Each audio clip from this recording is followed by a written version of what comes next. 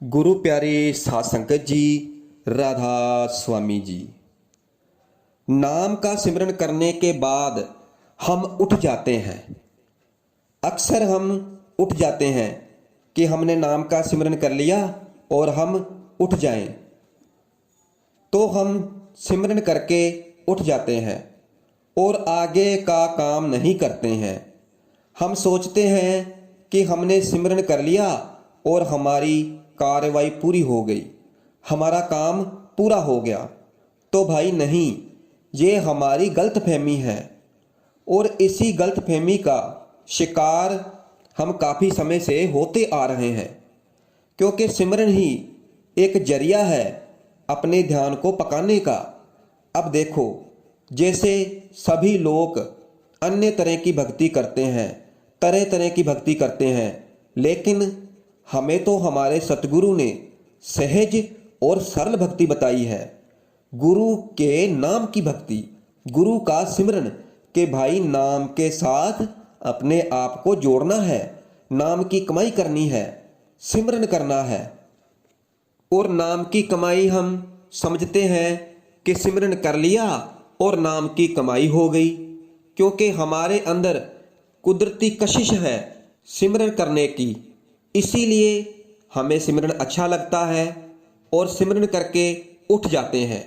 लेकिन ये नाम की कमाई पूरी तभी होगी जब हम भजन करेंगे। सिमरन में हमारा ध्यान एकाग्र होता है और भजन में हमारा वही ध्यान हमारा उन चरणों तक पहुंचता है, उस परमात्मा के घर तक पहुंचता है जहां हमें एक दिन वापस जाना है। या फिर ये कह लो कि हम इस दुनिया में रहते हुए भी उस परमात्मा से जुड़े होते हैं, क्योंकि मरने के बाद क्या होता है क्या नहीं होता है इसके बारे में कौन जानता है। लेकिन अगर हमने सही तरीके से नाम भक्ति की है, यानी सिमरन भी पूरा पूरा किया है और भजन भी किया है, तो फिर हमारा काम जरूर बन जाएगा। हमारी भक्ति पूर्ण तौर पर संपूर्ण हो जाएगी और फिर हमें अपने साथ ही वो मालिक, वो परमात्मा दिखाई देगा। उसकी हमें समझ आ जाएगी और हमें सोझी हो जाएगी, और उसकी समझ ही तो हमें करनी है। हम जो भी भक्ति करते हैं तो उसका निचोड़ ये निकलना चाहिए कि हमें उस परमात्मा की सोझी हो जाए, हमें उसकी समझ आ जाए। और उस परमात्मा को हम तभी समझ पाएंगे जब हम अपने आप को समझ पाएं। तो भाई, हमने अपने आप को तो कभी समझने की कोशिश ही नहीं की, तो फिर हम उस विशाल, उस परमात्मा को कैसे समझ पाएंगे। इसलिए भाई, सिमरन करने के बाद हमें भजन जरूर करना है और भजन करना है क्योंकि ज़रूरी है। और हमने बताया कि भजन के अंदर हमारी जो आत्मा है वो परमात्मा की दरगाह में प्रवेश करती है, यानी कि उस घर में चली जाती है आज्ञा चक्कर से ऊपर की ओर। और कहते हैं कि उस लोक में जिसे सचखंड कहा गया है, जिसे सतलोक कहा गया है, जिसे स्वर्ग कहा गया है, जहाँ जिसे हमारी आत्मा का असली ठिकाना, असली घर कहा गया है, तो फिर उस लोक में एक आवाज़ आती है और वो आवाज़ जहाँ से भी आती है और उसी आवाज़ को हमें सुनना है। अपने अंतर्मुख में वो आवाज़, वो धुनी आती हो उस लोक से और हमें सुनाई देती हो हमारे इस निज घर में, यानी हमारे शरीर के अंदर। इस शरीर के अंदर हमें वो आवाज़ सुनाई देती हो। शुरू में पहले आवाज़ सुनाई देती है और फिर उसके बाद हमें प्रकाश नज़र आता है। और ये आवाज़ कई रूप की हो सकती है और ये प्रकाश भी कई रंग का हो सकता है। लेकिन आप देखो कि ये एक अद्भुत चमत्कार है कि ये आती है उस लोक से, सचखंड से, और सुनाई इस शरीर के अंदर देती है। और इस शरीर के अंदर इस आवाज़ को सुनना है और उस प्रकाश को देखना है, और इसका माध्यम सिर्फ सिमरन है। और सिमरन जब पकता है जब हम ध्यान में उतरते हैं, और तब ये सहज रूप से हमें सुनाई देता है और प्रकाश दिखाई भी देता है। इसलिए आज का सत्संग जो कहा हो, ना कि हम सिमरन के बाद उठ जाते हैं, पल्ला झाड़ के खड़े हो जाते हैं, तो उसे करने की बजाय हमें भजन करना चाहिए। देखो, अगर हमने भजन नहीं किया तो क्या हमें शब्द धुन सुनाई देगी और क्या हमें वो प्रकाश दिखाई देगा? और जब हमें वो शब्द धुन सुनाई नहीं देती है और प्रकाश दिखाई ही नहीं देता, तो फिर हम सत्संग को ही दोष देने लगते हैं, इसे ही उल्टा सीधा कहने लगते हैं, और फिर कहते हैं कि हमें नाम से कुछ भी लाभ नहीं है। तो भाई, ये तो वो बात हो गई कि दवाई ले ली डॉक्टर से और उस दवाई को खाया नहीं, तो भाई क्या हमें कोई फ़ायदा हो सकता है? कुछ फ़ायदा नहीं होगा। और अगर हमने दवाई ली और डॉक्टर से, और उसको डॉक्टर के अनुसार, जैसे डॉक्टर ने हमें समझाया उस तरीके से खा ली, तो फिर भाई हमें ज़रूर फ़ायदा होगा। और अब नाम लिया और सिमरन भजन किया, और वो भी अशांत मन से, तो भाई पूरे मन के साथ सिमरन करो और सिमरन के बाद भजन करो।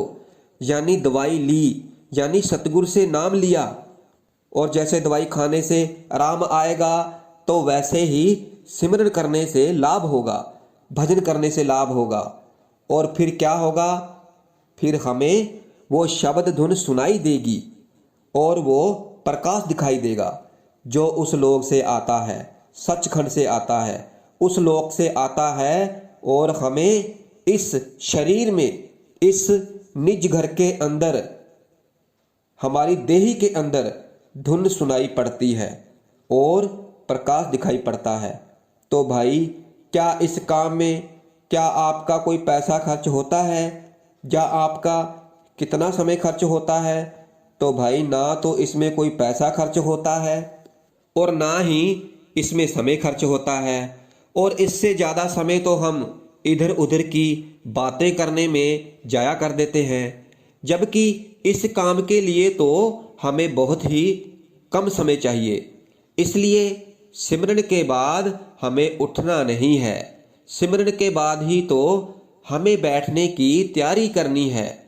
तो भाई, बैठने की तैयारी करने का मतलब है कि सिमरन को अब पूरी तवज्जो के साथ ऊपर लेके जाना है।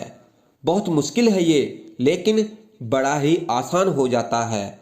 और उन लोगों के लिए जो सिमरन को सही ढंग से करते हैं, और कठिन उन लोगों के लिए है जो सिमरन भी सही ढंग से नहीं करते हैं। तो भाई, ये सिमरन और भजन एक ही सिक्के के दो पहलू हैं।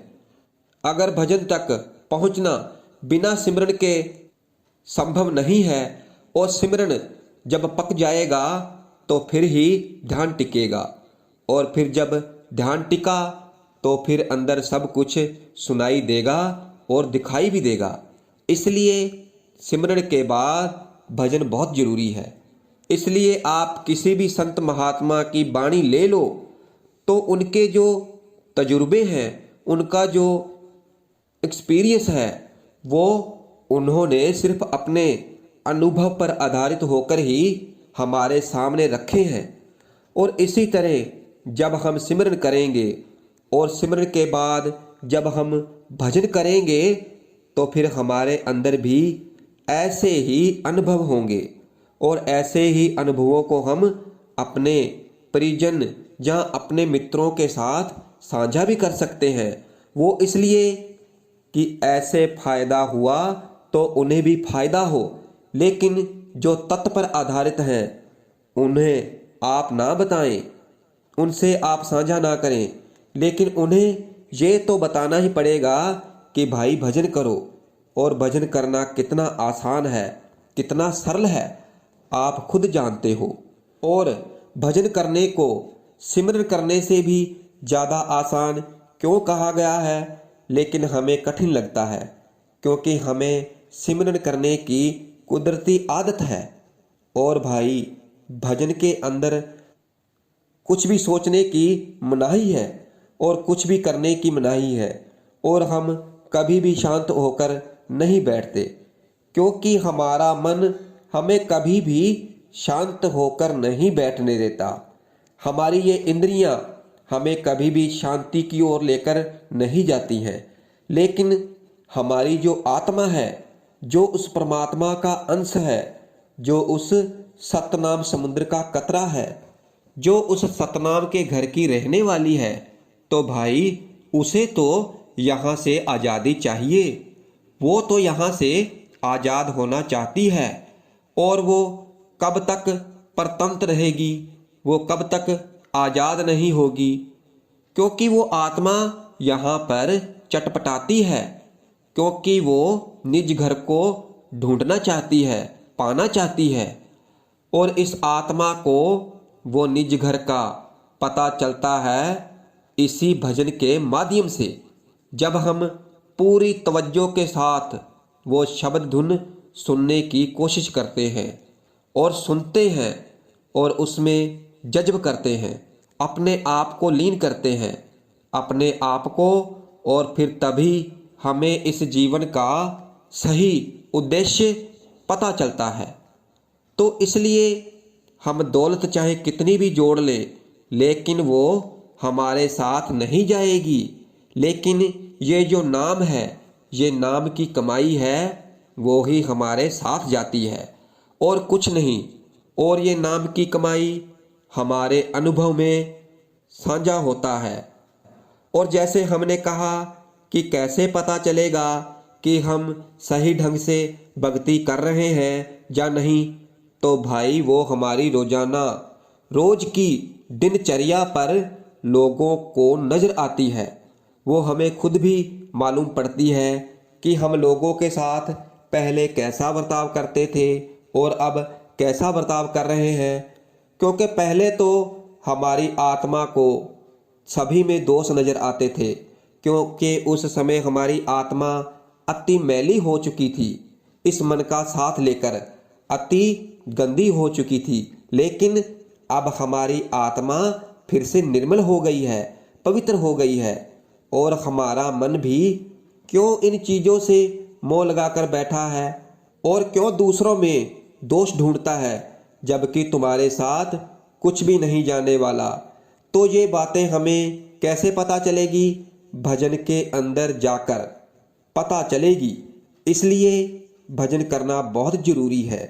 इसलिए भजन कभी भी मत छोड़ो, सिमरन कभी भी मत छोड़ो।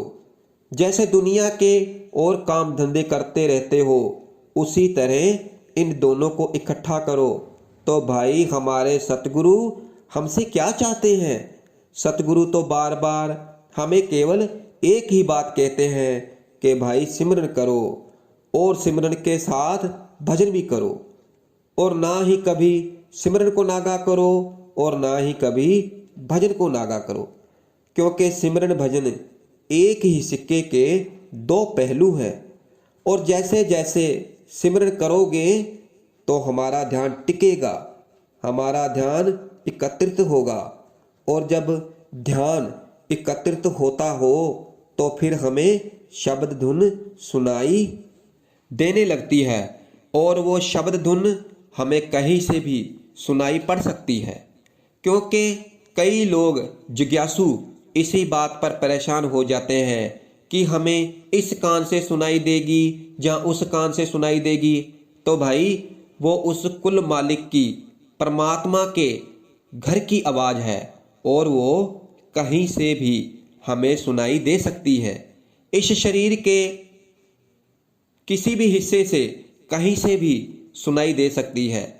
इसलिए सिमरन के बाद हमें भजन जरूर करना चाहिए, और यही हमारे सतगुरु का हुक्म है, हमारे सतगुरु का संदेश है, जो हमें अपनी आत्मा तक पहुंचाना ही है, अपने मन को समझाना ही है, और अपनी इंद्रियों को ये जरूर समझाना है कि हमें भजन जरूर करना है। इसलिए सब काम छोड़कर हमें सिमरन भजन जरूर करना है। इसलिए हम जो सिमरन के बाद उठ जाते हैं तो हमें उठना नहीं है, सिमरन के बाद हमें भजन करना है।